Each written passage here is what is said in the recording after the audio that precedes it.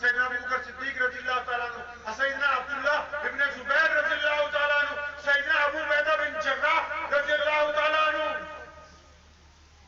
سیدنا عمر فاروق رضی اللہ تعالیٰ عنہ، عثمان ذو النورین رضی اللہ تعالیٰ عنہ، مولا علی کرم اللہ وجہ رضی اللہ تعالیٰ عنہ، بڑے بڑے شہزادے وہاں پر موجود ہیں۔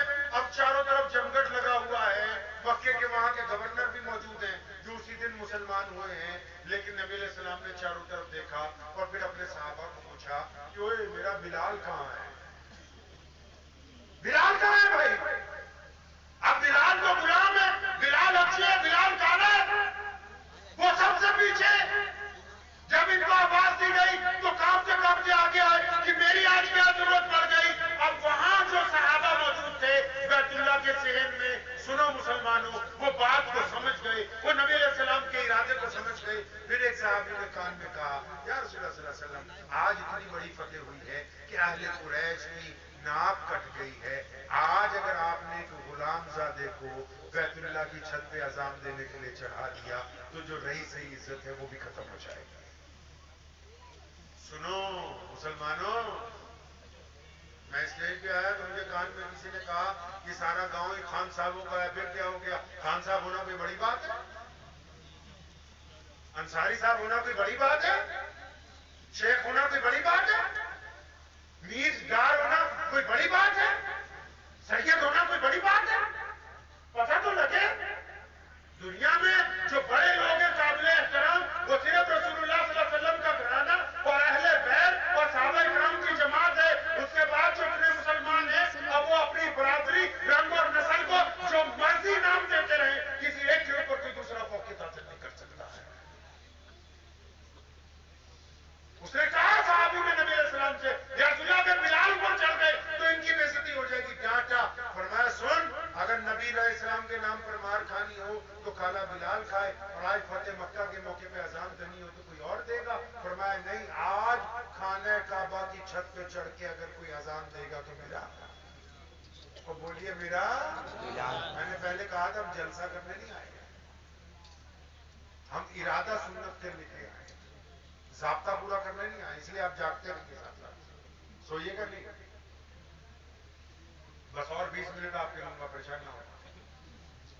تو نبی علیہ السلام نے کہا بلال کہاں؟ بلال دوڑتے ہوئے خود کہا دمشق میں زندگی کے آخری دنوں میں، اور بلال علیہ السلام نے فرمایا جب مجھے آواز دی گئی تھی میں کانپ گیا کہ میں نے سوچا کہ پیغمبر اعظم علیہ السلام کو اتنے بڑے مجمع میں میری کیا ضرورت پڑ گئی؟